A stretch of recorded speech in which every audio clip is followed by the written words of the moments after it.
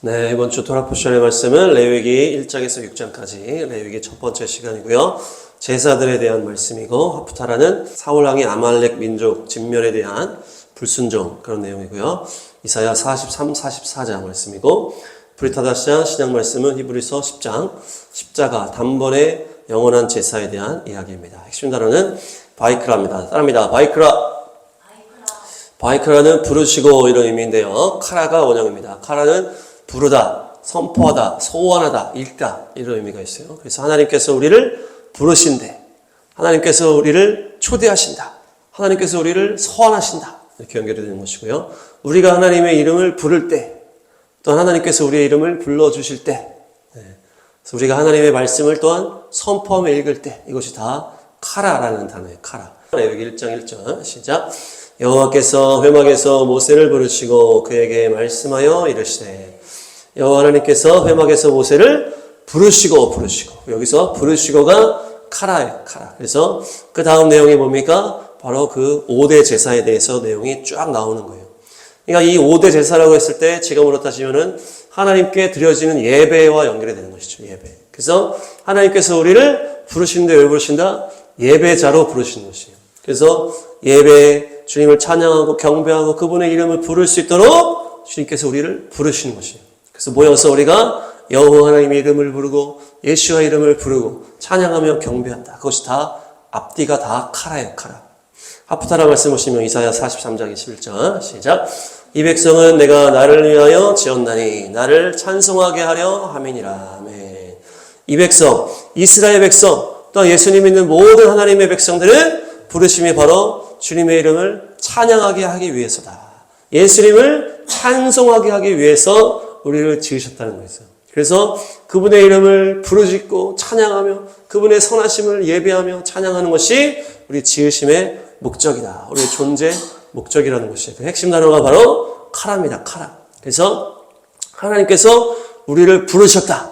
우리가 하나님의 이름을 부르도록, 하나님의 찬양을 부르도록 하나님이 우리를 부르셨다. 이렇게 똑같은 거예요. 하나님이 우리를 부르시고 우리가 하나님을 부를 수 있도록 부르셨다는 거죠. 이것이 양쪽으로 카라가 쓰인 것이에요. 네. 재미있는 것은 이 카라가 우리나라 이름 코리아 이거와 또 연결이 되는 거죠. 히브리어 카라가 코리아와 연결이 되는 것이에요. 카라, 코리아. 그래서 마지막 때 이스라엘을 회복시킬 나라로 주님께서 코리아를 부르셨다. 이사야 55장 5절, 55장 5절 시작. 보라, 네가 알지 못하는 나라를 네가 부를 것이며 너를 알지 못하는 나라가 내게로 달려올 것은 여호와 내 하나님 곧 이스라엘의 거룩하신 이로 말미암음이니라. 이는 그가 너를 영화롭게 하였느니라. 아멘. 여기서 네가 알지 못하는 나라를 네가 부를 것이다.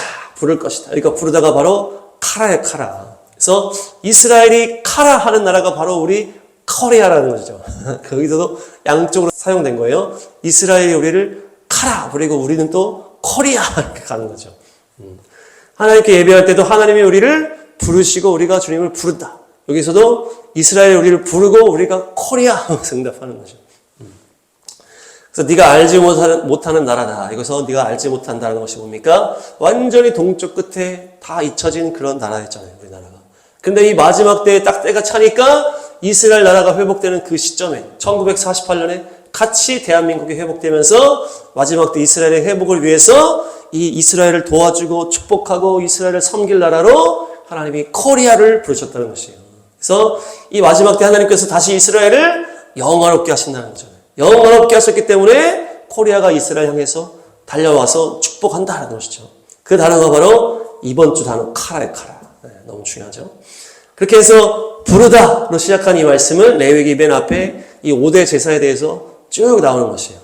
5대 제사는 번제, 소제, 화목제, 속제제, 속건제 이렇게 5개로 나뉘어서 하나님께 드려지는 제사의 종류라고 볼 수 있는데요. 지금으로 따지면은 예배를 말하는 것입니다. 예배.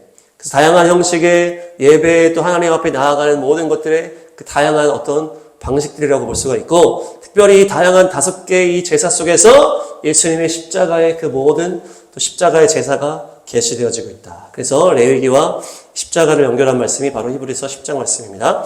히브리서 10장 10절에서 14 시작. 이 뜻을 따라 예수 그리스도의 몸을 단번에 들이심으로 말미암아 우리가 거룩함을 얻었노라. 제사장마다 매일 서서 섬기며 자주 같은 제사를 드리되 이 제사는 언제나 죄를 없게 하지 못하거니와 12. 오직 그리스도는 죄를 위하여 한 영원한 제사를 드리시고 하나님 우편에 앉으사 그 후에 자기 원수들을 자기 발등상이 되게 하실 때까지 기다리시나니 14. 그가 거룩하게 된 자들을 한 번의 제사로 영원히 온전하게 하셨느니라. 아멘. 예수님께서 몸을 단번에 드리셨다. 단번에. 그렇게 해서 거룩함을 얻었다는 것이죠. 레위기 제사가 왜 드려진다는 거였어요? 거룩하신 하나님 앞에 나아가기 위해서. 죄인된 우리가 거룩하신 하나님을 만날 수가 없잖아요. 그래서 제물을 드려서 거룩함을 얻는 것인데 예수님이 몸을 단번에 드리셔서 거룩함을 얻게 하셨다는 것이죠. 그래서 이 주님께 드려지는 이 제사가 뭡니까? 그냥 죄 용서받는 그 행위적인 것이 아니고 그분을 만나는 것이다. 그래서 회막, 모에드다. 그래서 시간과 장소를 정해서 하나님을 만나는 것이 제사요 예배라는 것이에요. 우리가 지금 주님을 만나고 있는 것입니다. 그래서 그분을 만나는 것이 제사의 목적이고 이 5가지 제사를 통해서 우리가 거룩함을 얻게 되는 것이 목적인데 예수님의 십자가가 그것을 얻게 만들었다. 할렐루야. 제사장은 매일 서서 자주 같은 제사를 드리는 거예요. 이렇게도 드리고 저렇게도 드리고 사람 오면 또 드리고 계속 이렇게 반복해서 그렇게 한다고 죄가 완전히 없어지는 게 아니고 잠시 처리될 뿐이라는 거죠. 잠시 처리되는 거예요. 그러나 우리 예수 그리스도께서는 한 번에 영원한 제사를 드리셨다. 영원한 제사가 뭡니까? 이 제사적인 것은 동물 제사는 한 방의 효과가 한 방만 있다 있고 잠깐만 있는 것인데 이 예수님의 십자가 제사는 이 영원한 효과가 있다는 거예요. 영원한 효과. 죄인된 제사장이 동물을 가지고 드리는 제사는 잠시뿐이고 잠깐 하나님 앞에 만나고 다시 가면 또 죄악에 넘어질 수밖에 없는 그런 효과가 길지 않다는 것이죠. 그렇지만은 예수님께서 십자가에서 단번에 드려주신 이 제사의 효과는 영원하다, 영원하다. 그 용서받음은 영원히 용서받을 뿐만 아니고 죄를 이기는 능력까지도 영원히 지속시키시는 거예요. 그래서 우리가 지금도 계속 거룩하게 나아가고 있잖아요. 예수님의 이 한 번의 거룩한 제사가 2000년 전부터 시작돼서 열방을 다 뒤덮을 뿐만 아니고 우리의 삶을 계속 영원히 거룩함으로 이끌어가고 계시다는 것이에요. 그런 다음에 예수님은 하나님의 우편에 앉으시고 이 마귀의 권세가 이 땅에서 끝날 때까지 기다리시면서 역사하신다. 그래서 14절에 뭐라 합니까? 거룩하게 된 자들을 영원히 온전하게 하신다. 거룩하게 된 자들을 영원히 온전하게 하신다. 그러니까 거룩하게 만들어서 지속을 영원히 시키신다는 것이에요. 그만큼 이 십자가 보혈의 능력은 영원하다, 영원하다. 우리를 온전하게 깨끗하게 갈수록 죄를 없게 만드는 거예요. 주님 앞에 나아가서 십자가 붙들고 보혈을 선포하고 주님만 따라가기만 하면은 계속 죄가 없어지는 것이에요. 완전히 예수님의 수준까지 계속 영원히 가는 것입니다. 그것이 영원한 십자가 제사의 효과입니다. 할렐루야. 그래서 레위기 앞에 나오는 이 5대 제사는 모두가 예수님의 십자가를 보여주는 그런 제사다. 그래서 이 5개 제사가 이 정리를 해보면은 이것은 화제로 드려지는 화제라는 것이 불로 태워서 드려지는 제사라는 것이 말씀 보겠습니다. 레위기 1장 17절. 1장 17 시작. 또 그 날개 자리에서 그 몸을 찢되 아주 찢지 말고 제사장이 그것을 제단 위에 불 위에 있는 나무 위에서 불살라 번제를 드릴지니 이는 화제라 여호와께 향기로운 냄새니라. 아멘. 제단 위에 불 위에 있는 나무 위에서 불살라라. 이것이 번제로 올려드리는 것인데 이것은 화제다. 화제는 불로 태운다. 그래서 향기로운 그 태워지는 냄새를 통해서 하나님 앞에 드려진다는 것이에요. 성막을 이 동물을 통해서 탁 들어오면 바로 앞에 번제단이 딱 있거든요. 이 번제단에 이 나무를 쫙 세팅을 하고 거기다가 불을 붙이고 그 위에 제물을 태우는 것이에요. 그것이 동물이 태워지는 연기가 하늘로 쭉 올라가는 것이 주님께 드려지는 것인데 나무 위에 제물이 올려졌다는 것이 뭡니까? 예수님께서 나무 위에 달리셨다. 십자가 나무 위에 달리시고 제물의 불에 태워지는 건 뭡니까? 불은 하나님의 진노, 하나님의 심판을 말하는 것이에요. 죄 지은 나 대신에 동물이 심판받아 불에 태워지고 그 연기가 드려지는 것처럼 예수님께서도 나 대신에 하나님의 진노의 불에 태워지신 거예요. 그 나무 위에서. 진노의 불에 태워주셨다. 향기로운 냄새는 다음 보시면 니오와흐 레아흐입니다. 니오와흐 레아흐. 그래서 니오와흐는 진정시키다, 달래다, 기쁘게 하다, 평온케 하다, 향기롭다 이런 의미가 있는 것이에요. 진정시키다는 것이 뭡니까? 진노를 막았다는 것이에요. 진노를 막는 것이다. 그래서 죄인된 인간 위에 이 죄에 합당한 심판이 떨어져야 되는 것이, 그것이 동물을 바침으로 그 진노가 이제 진정되고 달래진다. 그런 표현이죠. 하나님의 진노에서 벗어나는 제사가 바로 이 동물 제사다. 또한 그 죄가 없어지는 것은 하나님께 기쁨이 되고 하나님의 마음을 평온하게 하는 거예요. 하나님의 그 진노를 가라앉히는 것이 바로 동물 제사여 예수님의 십자가였다는 것이에요. 레아흐는 냄새, 향기인데요. 레아흐가 바로 이 루아흐라고 하는 성령님을 말하는 그 영을 말하는 그 단어에서 나왔다는 것입니다. 그래서 뭡니까? 이 내 육체를 태우는 것입니다. 재물이 타고 그 영이, 그 향기가 영처럼 쭉 올라가는 것이 뭡니까? 내가 죽고 오직 성령으로만 예배한다. 성령으로만 예배한다. 우리가 찬양하고 기도하고 예배하고 우리의 입술의 모든 고백이 성령으로 올라갈 때 나는 죽어지고 나의 죄악된 것들, 어두운 것들, 인간적인 것들은 다 태워지고 성령으로만 올라가는 것이 바로 예배라는 것입니다. 예배. 또한 드려지는 예물은 뭡니까? 소와 양과 염소, 비둘기를 나누시는데요. 제물을 드리는 사람의 형편에 따라서 주님께서 이렇게 주시는 것이에요. 소에서 밀가루까지 이렇게 분류가 나눠집니다. 다음 말씀 보시면 레위기 5장 11, 12 시작. 만일 그의 손이 산비둘기 2마리나 집비둘기 2마리에도 미치지 못하면 그의 범죄로 말미암아 고운 가루 10분의 1 에바를 예물로 가져다가 속죄제물로 드리되 이는 속죄제인즉 그 위에 기름을 붓지 말며 유향을 넣지 말고 12 그것을 제사장에게로 가져갈 것이요 제사장은 그것을 기념물로 한 움큼을 가져다가 제단 위 여호와의 화제물 위에서 불사를 지니 이는 속죄제라. 속죄제에 나오잖아요. 이 어린 양을 바치기 힘든 형편이다. 그러면은 산비둘기, 집비둘기로 바쳐라. 그것도 어려우면은 가루로 바쳐라. 가루로.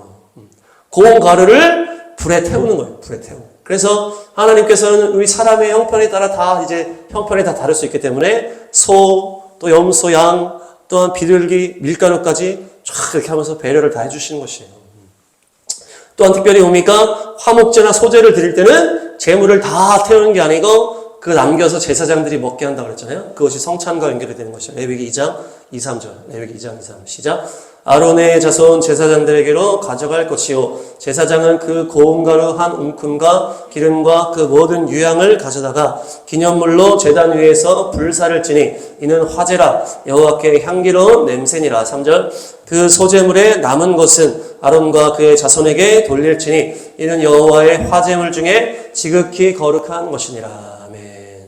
이 화목제나 소제는 제물을 다 태우는 것이 아니고 남겨서 제사장이 먹게 하는 것인데 이 가루로 드릴 때도 한 움큼만 이제 태우는 거예요. 바친 것에서 한 움큼을 해서 불에 싹 태우고 나머지는 다 제사장이 먹을 수 있도록 이렇게 하는 것이고 화제도 화목제도 그 내장에 대한 것들만 바치고 이 고기에 대한 것들은 제사장이 먹을 수 있도록 이렇게 하는 것이다. 근데 그것이 뭡니까? 지극히 거룩하다. 지극히 거룩하다. 지극히 거룩하다. 일반 음식과는 다르다는 것이에요. 그래서 우리가 왕 같은 제사장으로 예수님의 몸과 예수님의 피를 마실 때 이것은 거룩한 것이다. 거룩한 것이다. 경건하게 죄를 다 회개를 하고 먹으라고 고린도전서에서 말씀하시는 것이에요. 고전 11장 27에서 29 시작. 그러므로 누구든지 주의 떡이나 잔을 합당하지 않게 먹고 마시는 자는 주의 몸과 피에 대하여 죄를 짓는 것이니라. 사람이 자기를 살피고 그 후에야 이 떡을 먹고 이 잔을 마실지니 19 주의 몸을 분별하지 못하고 먹고 마시는 자는 자기의 죄를 먹고 마시는 것이니라. 아멘. 주의 몸을 분별하지 못하고 그러니까 이것이 얼마나 거룩한지를 알지 못하고 먹고 마시는 자는 죄를 먹고 마시는 것이다. 이것은 지극히 거룩한 주님의 몸이요 주님의 이 제물의 어떤 그런 것이다. 그런데 그것을 그냥 합당하지 않게 먹으면 안 된다는 것이에요. 그렇게 하면은 오히려 죄가 쌓인다는 것이 이것이 이 내 죄가 깨끗해지기 위해서 주님의 이 성찬을 나누는 것이고 이 제사를 드리는 것인데 그것을 합당하게 이 거룩함에 합당하게 경건함으로 죄를 회개하고 먹지 않으면은 오히려 죄가 이 배가 되는 것이 된다는 것이에요. 그래서 산상수훈에서도 예수님께서 말씀하십니다. 마태복음 25장 23, 24 시작. 그러므로 예물을 제단에 드리려다가 거기서 내 형제에게 원망 들을 만한 일이 있는 것이 생각나거든 예물을 제단 앞에 두고 먼저 가서 형제와 화목하고 그 후에 와서 예물을 드리라. 아멘. 예물을 제단에 드리려다가 이것이 제사를 드리는 것이요 예배를 주님께 드리러 갈 때에 예배 드리기 전에 형제와의 관계에 죄가 있다. 형제와의 관계 가운데 죄가 있는 것이 생각나거든 그 죄를 해결하고 오라는 것이에요. 그냥 그 죄를 그냥 품고 그냥 예배 드리는 것은 거룩하신 하나님 앞에 합당하지 않다는 것이에요. 주님의 거룩한 이 제물을 먹을 때도 내 죄를 그냥 가지고서 그냥 아무 생각 없이 먹지 말라는 것이죠. 마치 똑같이 예배 가운데에도 우리가 예배 가운데 죄를 가지고 나와서 이것을 회개하기 위해서 가져오는 것과 그냥 그 죄를 그냥 가지고 있는 상태에서 아무 생각 없이 그냥 예배 드리는 것과 다르다는 것이에요. 그래서 우리가 마음이 불편한 상태로 예배를 드리게 되면 잡다한 생각이 들어오고 예배에 집중하기가 어렵잖아요. 그래서 그 마귀들이 그 예배 전에 그렇게 공격한다는 거 아닙니까? 예배 전에 관계와 그런 것들 통해서 예배에 집중하지 못하게 만드는 것이에요. 예배는 영적인 것이기 때문에 마음과 죄, 관계 속에 있는 것과 밀접한 연관이 있다는 것이에요. 또한 죄에 완전히 빠져서 사는 사람이 그냥 한 번 와서 예배 드린다고 이 예배가 되는 것이 아니라는 것이에요. 그 예배가 하나님과의 만남으로 이어지지 못하고 그러니까 그렇게 드리면 계속 껍데기 신앙, 외식하는 신앙밖에 안 된다는 것입니다. 또한 예배 자리에서 어떤 일이 발생한다든지 그러면은 또 우리 마음에 막 불편해진다든지 그러면은 이것이 예배를 막히게 되는 것이에요. 이거 영적인 것이기 때문에. 저도 예전에 수련회 찬양 인도하려고 앞에 탁 섰는데 탁 이 말씀이 생각나면서 이 회중석에 있던 어떤 학생과의 관계가 딱 생각이 나는 거예요. 20대 초반 중반 이쯤이니까 막 잘 어떤 내용인지 기억은 안 나는데 제가 그 학생한테 예배 전에 갔어요 그냥 이 말씀 때문에 가가지고 야 또 뭐 미안하다 뭐 서운해하고 있지는 않을까 뭐 이런 노파심으로 갔던 것 같아요 그 당시. 그러니까 찬양 인도를 하고 이렇게 하는데 그 학생도 앞에 있고 하는데 내가 이 상태로 그냥 찝찝하게 애매하게 가면 이 영적으로 안 된다는 거예요. 이 말씀 때문에. 그래서 가서 이렇게 얘기하고 이렇게 해서 왔는데 그래서 이 죄가 깨닫게 되는 것이 바로 속죄제와 연결되죠. 속죄제 보시면 너가 죄를 깨닫거든 속죄제 드리라. 레위기 4장 13절 14 22에서 24 5절 시작.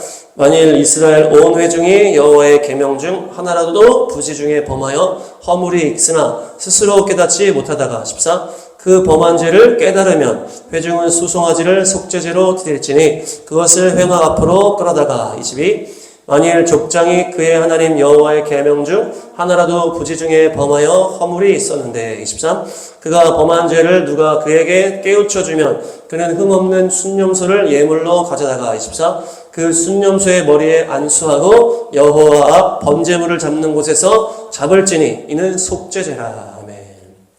여기서 깨닫게 됐을 때 죄를 해결하기 위해서 드려지는 게 속죄제인데 두 가지인 거죠. 이 내가 지은 죄를 모르고 있다가 스스로 깨닫게 된 것이에요. 그러니까 말씀을 읽거나 이렇게 내가 묵상하거나 하다가 내가 이거 잘못했구나 깨닫게 됐을 때 속죄제를 바쳐라. 또 뭡니까? 누군가가 너의 죄를 깨우쳐줬다. 누군가가 너의 죄를 깨우쳐줬다는 거 뭡니까? 우리가 이렇게 설교 시간에 죄에 대해서 심판에 대해서 선포를 하는데 갑자기 심령이 내가 이런 죄를 졌구나 딱 깨닫게 된다는 얘기죠. 그렇게 누군가가 얘기를 할 때 내가 죄를 깨닫든지 아니면 내가 스스로 말씀 읽다가 스스로 죄를 깨닫든지 했을 때 속죄제를 바쳐라. 그러니까 뭡니까? 이것은 이 주님 앞에 회개하고 기도하는 것을 말하는 것이에요. 주여 내가 제 죄를 깨닫습니다. 내 마음과 생각 또 말과 또 모든 행동 가운데 세상을 사랑하고 불순종하고 하나님 불신하고 또 행위와 삶으로 지은 모든 죄를 주님 앞에 깨닫게 됐을 때 주님 앞에 나와서 회개하면서 죄를 고백하며 이렇게 속죄제를 드리는 것이에요. 속죄제가 뭐라는 것이에요? 지금 제물에 안수한다. 내가 그 깨달은 죄를 이 죄는 죽을 수밖에 없는 이 주님 앞에 거룩한 주님 앞에 나갈 수 없는 죄이기 때문에 그 죄를 동물한테 옮기는 거예요. 안수해가지고 선포한다는 거죠. 죄를 동물한테 옮기고 그 동물을 죽이는 것이에요. 그러니까 십자가로 연결하면 뭡니까? 예수님의 십자가에 내 죄를 넘겨서 영원한 제사를 올린 그 십자가에 내 죄를 넘기고 그 피를 내 영에 뿌림으로 죄를 용서받는 것입니다. 그것이 이 죄를 깨달았을 때 이 내 죄를 해결하는 것이 바로 이 속죄제요. 이것이 회개기도다라는 것입니다. 여기 4장 8, 90 시작. 또 그 속죄제물이 된 수송아지의 모든 기름을 떼어낼지니 곧 내장에 덮인 기름과 내장에 붙은 모든 기름과 9절 두 콩팥과 그 위에 기름 곧 허리 쪽에 있는 것과 간에 덮인 꺼풀을 콩팥과 함께 떼어내되 10절 화목제 제물의 소액에서 떼어낸 같이 할 것이요 제사장은 그것을 번제단 위에서 불살할 것이며. 아멘. 또한 이 속죄제에서 내장에 덮인 기름, 콩팥, 간, 꺼풀 이런 것을 다 태우는 것인데 이것이 뭡니까? 내 심령 안에 있는 그 욕심과 죄를 태워버리라. 내 안에 있는 세상 사랑과 내 교만과 주님 앞에 불순종하는 모든 더러운 마음들을 불살한다는 것이 뭡니까? 이 심판의 불, 성령의 소멸하는 불로 태워버리는 것이에요. 그래서 내 죄, 내 욕심과 탐심을 십자가에 못 박았느니라. 그리스도 예수의 사람들은 정과 그 탐심을 십자가에 못 박았느니라. 이것이 바로 이 속죄제 안에 들어가 있는 것이에요. 그래서 그 내 죄를 넘긴 동물을 내 대신해서 죽이고 그것을 태운다. 그래서 내 안에 모든 죄악을 태워버리는 것이 바로 속죄제다. 속죄제. 내 안에 모든 정과 탐심을 다 십자가에 못 박는 속죄제가 있으시기를 축복합니다. 그것이 바로 회개요 속죄제. 그래서 회개할 때 우리가 새로워지고 온전해질 줄로 믿습니다. 그 다음이 속건제로 나오는데 속건제. 속건제와 속죄제의 차이의 말씀을 보시면 레위기 5장 15, 16 시작. 누구든지 여호와의 성물에 대하여 부지 중에 범죄하였으면 여호와께 속건제를 드리되 네가 지정한 가치를 따라 성소의 세겔로 몇 세겔 은혜 상당한 흠없는 순양을 양떼 중에서 끌어다가 속건제로 드려서 16 성물에 대한 잘못을 보상하되 그것의 5분의 1을 더하여 제사장에게 줄 것이요 제사장은 그 속건제의 순양으로 그를 위하여 속죄한 즉 그가 사함을 받으리라. 이 보상과 배상에 대한 것이 있는 것이 바로 속죄제, 속건제. 그 다음 보시면 속건제는 아시암인데요, 아시암. 이 아시암이라는 것은 죄라는 의미도 있지만은 책임과 죄값이라는 의미가 있어요. 책임과 죄값. 그래서 죄의 대가를 받는다, 대가를 지불한다 이런 의미가 있는 것이에요. 그래서 이 속건제에는 보상한다는 얘기가 지금 따라오잖아요. 속죄제는 하타트인데 하타트. 자, 다음에 하타트. 하타트는 죄악, 죄를 범하다, 빗나가다 이런 의미에서 죄 자체에 대한 말씀이에요. 죄 자체. 그래서 이 속죄죄는 어떤 영적인 또한 내적인 그런 죄라면은 속건죄는 어떤 실제적이고 물질적인 죄라는 것이에요. 하나님 앞에 어떤 이런 속죄죄 이런 것이라면은 어떤 인간과의 관계 속에 실제적인 어떤 물질적인 것이 바로 속건죄. 그래서 속건죄 영역을 우리에 연결하면 어떻습니까? 하나님께 제사를 드리고 그렇다 그렇게 끝나는 것이 아니고 이웃과의 관계에서 내가 해야 할 영역이 있다면은 그것을 하라. 그래서 이 보상한다는 것은 그 내가 잘못한 거에서 보상을 하고 5분의 1을 더해서 더 보상을 하라 이렇게 하거든요. 또한 관계적인 것에서 내가 보상해야 될 것이 있다면은 그냥 내가 잘못했습니다. 주여 용서해 주십시오.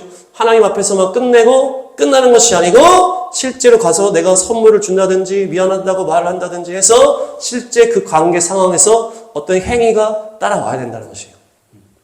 그냥 하나님 앞에서 잘못했으면 용서해 주시고 끝나는 것이 아니고 죄값을 치러라. 이것이 바로 그 속건제. 이것이 연결이 된 것이에요. 계속 얘기했지만은 다윗 왕이 간음과 살인 교사한 다음에 이 죄를 범했잖아요. 그 다음에 나단 선지자 와가지고 탁 회개에 찔리는 그 말씀을 했을 때 엎드려가지고 시편 51편을 고백하면서 회개하면서 울면서 통에 자복했어요. 그래서 이 죄에 대해서 주님께서는 용서를 하셨지만은 이 죄값이 따라왔다고 그랬잖아요. 왜냐, 이것은 실제로 이 살인과 이 그 간음이라고 하는 실제 사람 관계 속에 일어났던 일이기 때문에 이 대가가 따라왔다는 것이에요. 그래서 압살롬이 반역을 하고 그 반역하는 과정에 그 밧세바의 할아버지가 동참을 하고 막 했다고 그랬잖아요. 그러면서 이 모든 것들이 따라왔다. 그것이 바로 죄의 대가가 따라왔다. 그래서 다윗이 그것에 대해서 그 이후에 땅을 치며 후회를 하면서 그 일을 감내한 것이 감내.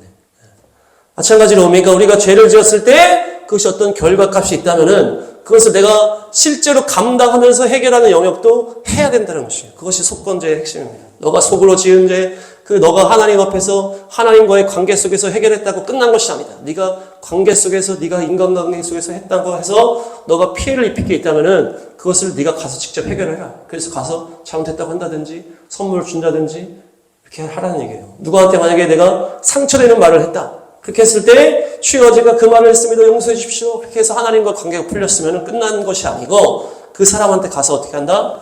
잘못했다고 용서를 빌고 싹싹 빌어서 그렇게 용서를 받아야 된다. 그 사람 용서 안 해주고 그러면 또 그것을 감당하는 거예요. 그 상황을. 그 사람과의 관계가 또 잘 회복될 수 있도록 그것을 회복될 때까지 그 죄를 지은 사람이 그 말을 한 사람이 직접 감당해야 된다는 것이에요. 그것이 바로 속건제. 그래서 돈을 지불해서 다 갚고 5분의 1을 더 갚고 그 배상에 대한 얘기가 나온다. 보면은 이제 상담을 하고 하다 보면 어떻습니까? 누군가한테 상처받은 사람은 그 사람한테 꼭 내가 그 사람이 나한테 미안하다고 말을 했으면 좋겠다고 꼭 얘기를 하더라고요. 그러니까 막 그냥 가벼운 상처가 아니고 막 깊은 상처는 그 사람이 나한테 와서 잘못했다고 했으면 좋겠다. 이렇게 꼭 얘기를 해요. 우리가 스쳐 지나가는 사람, 만날 수 없는 사람 아니라고 어떻게 할 수가 없겠지만은 내가 만날 수 있고 계속 지속적으로 볼 수 있는 그런 사람한테 내가 잘못했다고 했을 때는 그것을 찾아가서 용서를 구하는 말을 해야 되는 것이에요. 그 사람이 안 받아주고 또 욕을 하면 또 그것도 내가 감당해야 된다. 그래서 저도 과거에 또 그런 이 말씀 속에서 막 주님께서 감동을 주시면 이제 시간이 지났지만은 가서 또 미안하다고도 얘기하고 또 이메일도 보내기도 하고 문자를 보내기도 하고 그러면서 그런 일들에 순종을 하려고 그렇게 했었는데요. 또한 영화 그 밀양에 보니까 그 밀양을 보면은 하나님께 그 용서받는 신앙을 막 어떤 조롱하는 그런 것으로 영화를 만들거든요. 그래서 어떤 살인범이 그 아이를 유괴해서 죽였어요. 그랬는데 그 살인범이 감옥에 가가지고 하나님 만났다 그러는 거예요. 근데 또 그 피해자의 엄마도 또 힘들어하다가 하나님을 만나가지고 이 살인범을 찾아가가지고 감옥에서 내가 그를 용서하겠다고 찾아갔어요. 그랬더니 그 감옥에서 살인범도 내가 하나님 만나가지고 나도 용서받았다 그러면서 뭐 이렇게 그냥 거기서 끝난 것처럼 이렇게 하는 거예요. 뭐 엄마한테 뭐 잘못했다고 싹싹 빌지도 않고 그냥 자기 하나님한테 용서받았으니까 잘 끝났다 이렇게 얘기를 하니까 이 용서해주러 왔다가 이 엄마가 완전히 뒤집어진 거예요. 그러면서 하나님한테 막 대든다고 하는 그런 내용인데 이것은 하나님의 방법도 아니고 하나님의 뜻도 아니라는 것이에요. 그렇게 살인까지 간 관계는 안 만나는 게 좋겠지만은 정말 내가 지은 죄를 용서받기 위해서 하나님 앞에 용서받았다면은 내가 피해 입힌 그 사람 앞에서 엎드려서 용서를 싹싹 빌면서 용서를 구하고 용서받을 때까지 그거에 대해서 그 대가 지불을 하는 것이 주님의 뜻이고 하나님의 율법이라는 것이에요. 그런데 그 영화는 그렇게 그렸어요. 그런데 왜 그렇게 그렸을까? 이 실제로 믿음 생활을 하는 사람들이 그런 행동을 많이 한다는 것이에요. 크리스찬들이 그렇게 행동하니까 그렇게 비꼬면서 그렇게 영화가 나온 거거든요. 내가 하나님 앞에 용서받았다고 나는 마음이 해결되고 하나님과의 관계가 다시 회복됐다고 하면서 실제 당사자랑은 전혀 그런 게 없는 거예요. 그냥 뻔뻔하게 또 넘어가니까 계속 이것이 죄가 반복이 될 수밖에 없다. 자기가 지은 죄에 대한 대가 지불을 하는 사람이 없다라는 것이에요. 사람들이. 그런데 이 속건제는 무엇을 말합니까? 네가 지은 죄에 대해서 대가 지불을 해라. 대가 지불해라. 마지막으로 사울왕의 불순종 이야기를 보시면 하나님께서 사울왕에게 아말렉 민족을 진멸하라 이게 명령을 주시잖아요. 그래서 가축이나 어린이나 나이 든 사람이나 할 것 없이 다 죽여야 됩니다. 다 죽여. 완전히 진멸해라 이 민족을. 그래서 명확하게 다 죽이라고 명령을 줬는데도 이 사울왕이 그것을 알면서도 어떻게 했어요? 이 아말렉 왕 아각은 또 죽이지 않고 또한 좋은 가축들은 다 남겨놓은 거예요. 그래서 하나님께서 보시고 사무엘을 탁 아침 일찍 보내가지고 책망을 막 하니까 이 사울왕이 당황해가지고 막 변명을 하는 거예요. 이거 하나님께 제사 드리려고 이렇게 남겨놓은 거라고. 막 이렇게 하니까 사무엘이 이제 얘기하죠. 사무엘상 15장 22, 23 시작. 사무엘이 이르되 여호와께서 번제와 다른 제사를 그의 목소리를 청종하는 것을 좋아하심같이 좋아하시겠나이까. 순종의 제사보다 낫고 듣는 것이 순양의 기름보다 나으니. 23 이는 거역하는 것은 점치는 죄와 같고 완고한 것은 사신 우상에게 절하는 죄와 같음이라. 왕이 여호와의 말씀을 버렸으므로 여호와께서도 왕을 버려 왕이 되지 못하게 하셨나이다 하니. 아멘. 번제와 다른 제사보다도 하나님께서 명령하신 그 목소리에 청종하는 것이 더 중요한 거 아닙니까? 순종의 제사보다 나은 게 아닙니까? 듣는 것이 순양의 기름보다 낫다는 것이에요. 거역하는 것은 점치는 죄와 같고 완고한 것은 우상에게 절하는 것과 같다. 이렇게 강력하게 하나님의 심판의 말씀을 선포하는 것이에요. 그런데 이 사울왕에게는 이것이 마지막 기회였는데 사울왕은 여기서 정신을 못 차리죠. 그러면서 결국 하나님의 영이 떠나가고 악령이 들어오게 되는데요. 여기서 우리가 봐야 될 것이 뭡니까? 우리가 초반에도 얘기했지만 이 제사를 드리는 이유가 뭐냐는 것이에요.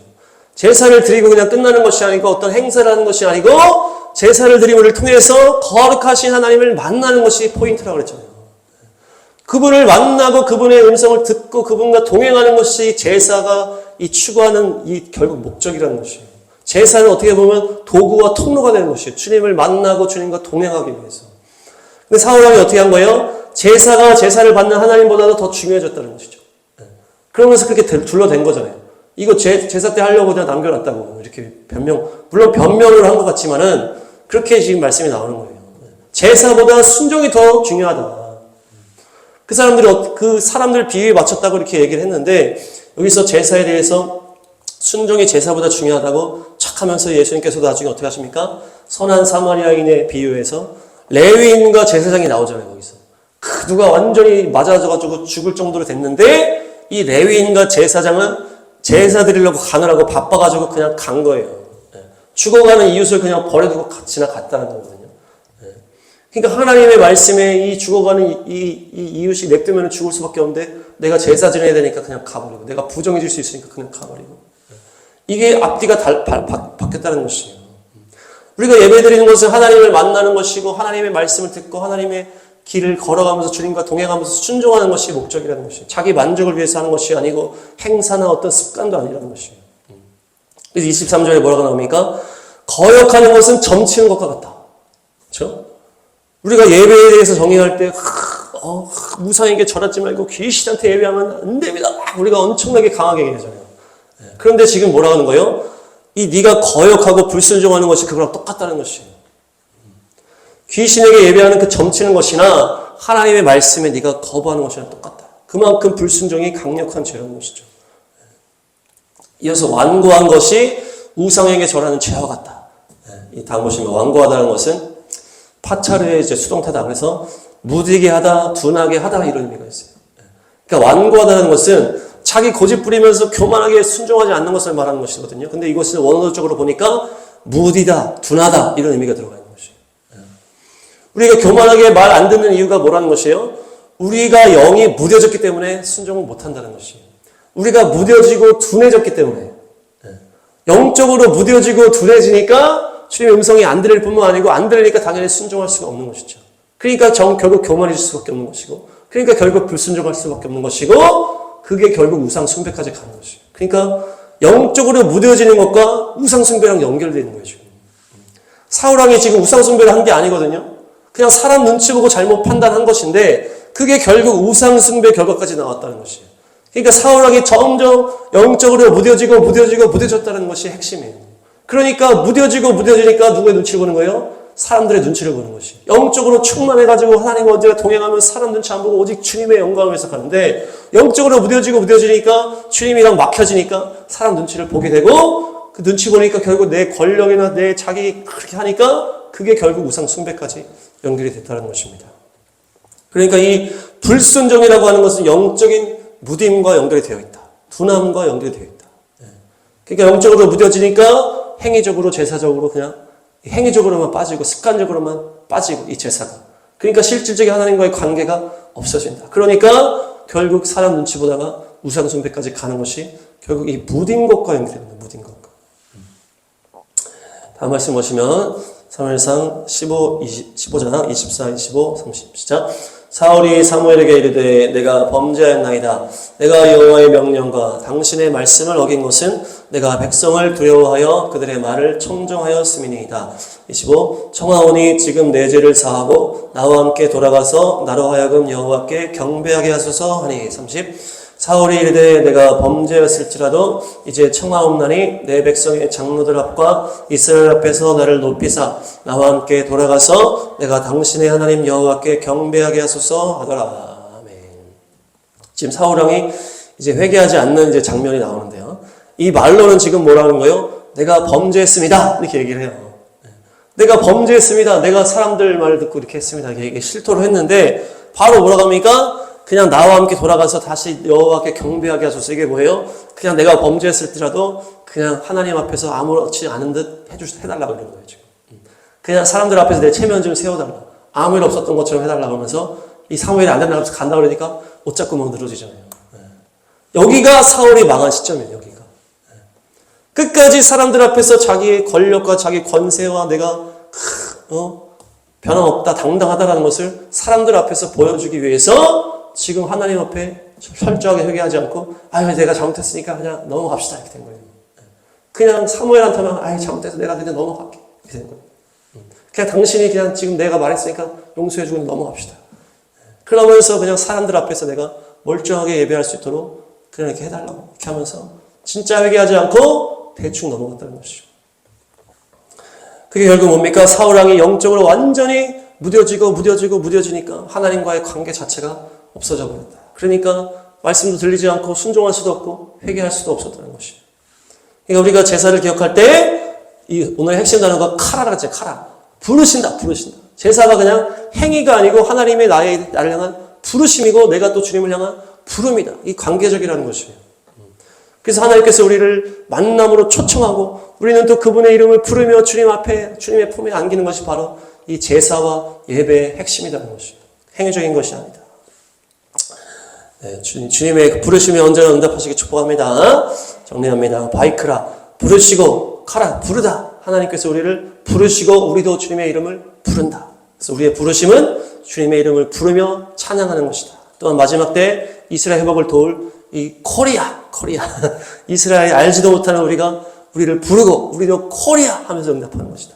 5대 제사는 예수님의 십자가의 단번에 영원한 제사로 성취됐다. 그래서 예수님의 십자가가 우리를 영원히 용서하시고 영원히 온전하게 회복시키신다. 5대 제사는 화재, 불에 태워서 그 연기로 하나님께 올라가는 것이에요. 그래서 그 향기로운 냄새는 우리의 죄로 인한 하나님의 그 진노, 그것을 잠잠하게 하고 진정시키고 평온하게 하는, 그래서 그 향기로운 냄새로 올라가는 것이다. 특별히 이 레아흐는 루아흐, 성령으로 연결이 되는 말씀인데, 우리가 오직 나를 태우고 성령으로만 예배해서 우리의 모든 고백과 찬양과 기도와 선포가 성령으로만 주님 앞에 올려지는 것이다.